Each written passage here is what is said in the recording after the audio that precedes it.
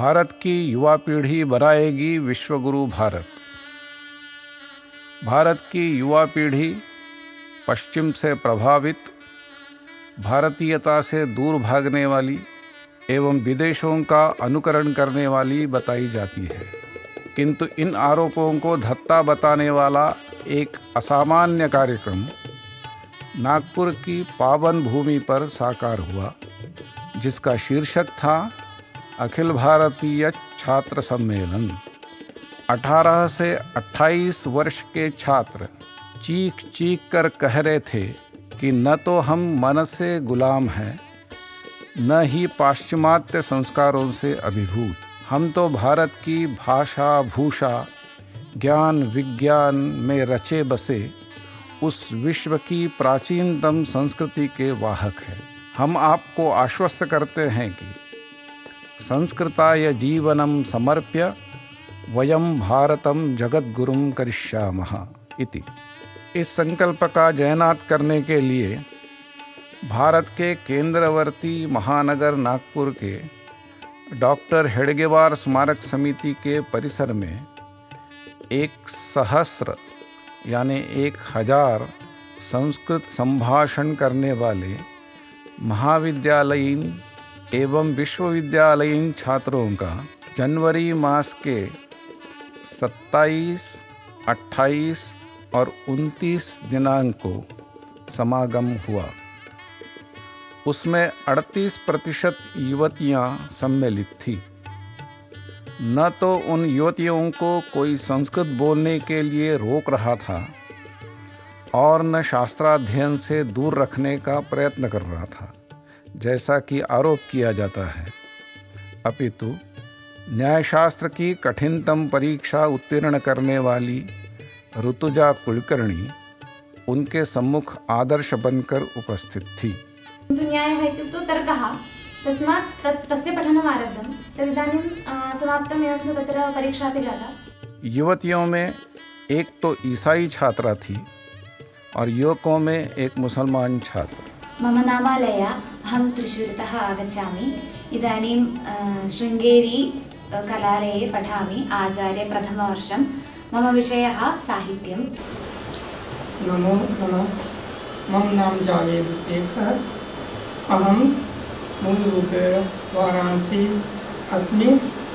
तद् अहं महात्मा गांधी राष्ट्रीय हिंदी विश्वविद्यालय अनौपचारिक छात्र अस्मि।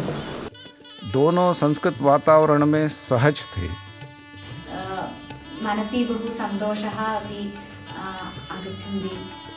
सर्वे मिलित्वा एककुटुम्बरूपेण अत्र वासं कृतवन्तः। मुझे यहाँ देखने को रहने को सब कुछ अच्छा मिला। यहाँ के लोग बहुत फ्रेंडली हैं और ऐसा नहीं लग रहा है कि हम कहीं दूसरी जगह आए हैं। यहाँ पे लोग बहुत कोऑपरेटिव हैं और सीखने को बहुत कुछ मिल रहा है।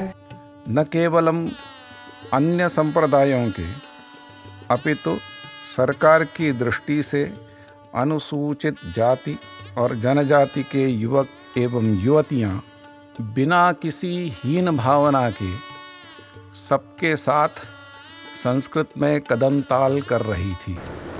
मम नाम मोनिका धीवर अस्ति। अहं छत्तीसगढ़ प्रान्ते निवसामि। युवाओं के 3 दिवसीय कार्यक्रम के सफल संचालन में लगी संचालन समिति में भी एक युवती और एक अनुसूचित जाति के युवक का समावेश था। भारत के सुदूर ईशान्य क्षेत्र मणिपुर, असम इत्यादि से भी अखिल भारतीय छात्र सम्मेलन में प्रतिनिधि उपस्थित थे। जम्मू कश्मीर से तमिलनाडु तक फैले भारत के हर राज्य से आए छात्र एकात्म भारत का वास्तविक दर्शन करा रहे थे।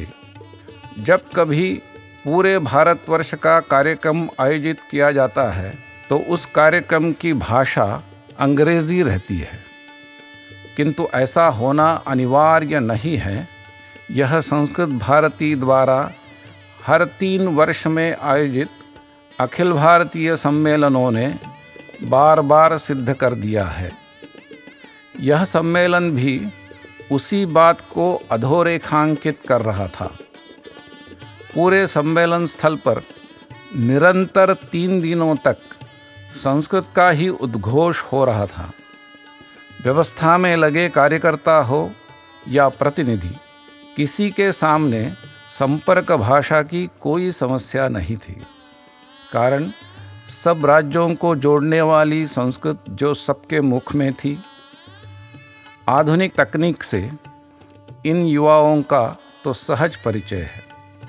उनके द्वारा संस्कृत लघु चलचित्रों की प्रतियोगिता में भेजे गए 108 लघु चलचित्रों में से 8 को पुरस्कृत किया गया।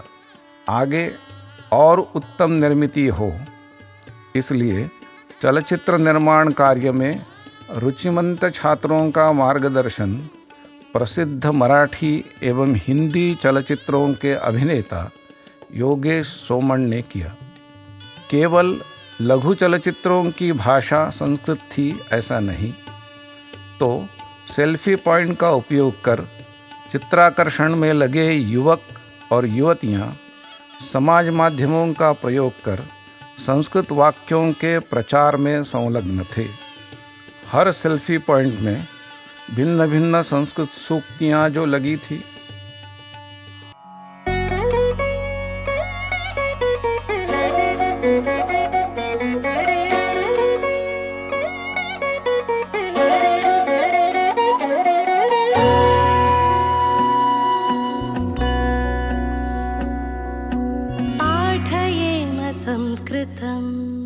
इस अखिल भारतीय छात्र सम्मेलन का उद्घाटन बेंगलुरु के युवा सांसद श्रीमान तेजस्वी सूर्य ने किया। वे भारतीय जनता युवा मोर्चा के अखिल भारतीय अध्यक्ष हैं एवं संस्कृत भारती के बाल केंद्र में पले बढ़े संस्कृत के छात्र। अहम बालकेन्द्रस्य छात्रः अस्मि।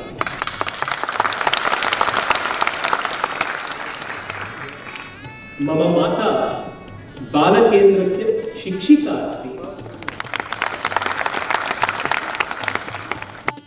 जैसा नाम वैसा उनका तेजस्वी वक्तृत्व भी है। All of you are united because of the power of Sanskrit, and this is the success of Sanskrit. मुझे आज सचमुच में इतना गर्व हो रहा है। युवकों को आजीवन संस्कृत कार्य की प्रेरणा देने वाले 2 ज्येष्ठ महानुभावों का उद्बोधन सुनने का सद्भाग्य सभी छात्रों को मिला। कि जो 4 क्षेत्र मैंने बताए, प्रबंधन शास्त्र है, मानवीय संबंधों का शास्त्र है, आत्मविकास है और नेतृत्व गुण संवर्धन है। इन क्षेत्रों में आज भी विश्व की किसी भी भाषा में वो ज्ञान उपलब्ध नहीं है जो संस्कृत में है। वे थे पूजनीय गोविंद देव गिरी एवं माननीय सुरेश जी सोनी। पूजनीय गोविंद देव गिरी राम जन्मभूमि न्यास के कोष प्रमुख हैं और पूरे भारतवर्ष में 30 से अधिक वेद गुरुकुल चला रहे हैं। माननीय सुरेश जी सोनी राष्ट्रीय स्वयंसेवक संघ के ज्येष्ठ प्रचारक हैं। मैंने अपनी जिंदगी के 2 साल ये सब छोड़कर 2 साल मैंने संस्कृत के लिए, संस्कृत इस ज्ञान के प्रसार के लिए, इस देश के कोने कोने में जागरण के लिए मैंने अगर दे दिए, अपनी इसकी जिंदगी की किताब में एक ये 14वां चैप्टर जुड़ गया, तो क्या कोई बड़ी कठिनाई होने वाली है? युवक और उत्साह, यह समीकरण तो स्वाभाविक है। उत्साह के अभिव्यक्ति का कारण बनी शोभा यात्रा। सम्मेलन में सहभागी छात्र अपने अपने प्रांतों के पारंपरिक वेश ले आए थे। उन वर्णमय वेशों को परिधान कर जब ये छात्र नागपुर महानगर के रास्तों पर उतरे तो समा देखने लायक था। न केवल नागपुर के संस्कृत प्रेमी नागरिक, अपितु नागपुर के भूतपूर्व शासक श्रीमंत उदोजी राजे भोसले भी संस्कृत के समर्थन में शोभा यात्रा में चले। 2 चित्ररथ एवं नागपुर नगर के लेझिम तथा ढोल पथक यात्रा की शोभा बढ़ा रहे थे। 3.25 किलोमीटर चली इस शोभा यात्रा के पश्चात भी छात्रों का उत्साह ठंडा नहीं हो रहा था।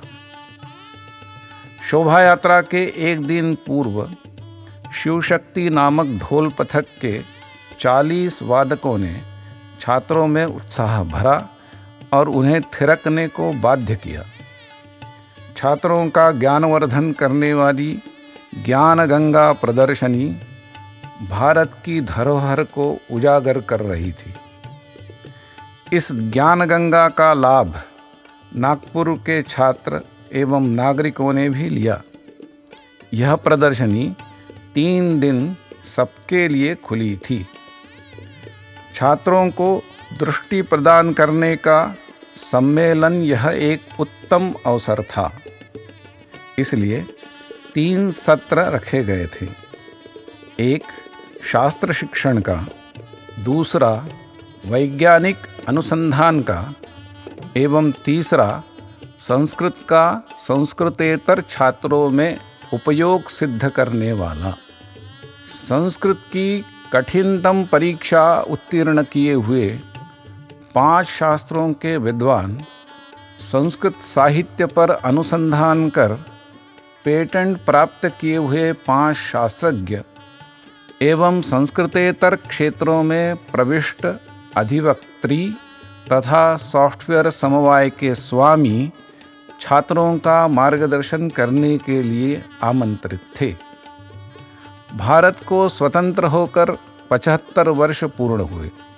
इस अमृत महोत्सवी वर्ष में संस्कृत का स्वातंत्र्य युद्ध में योगदान, इस विषय पर सत्र होना तो अनिवार्य था।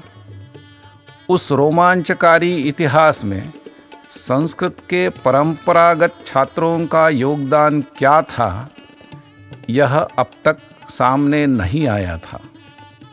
उसे उजागर करने वाला भाषण केंद्रीय संस्कृत विश्वविद्यालय के भोपाल परिसर के निदेशक प्राध्यापक रमाकांत पांडेय का था। उन धधकते स्फुल्लिंगों की समरगाथा सुनने से सभी छात्रों का सीना चौड़ा हुआ।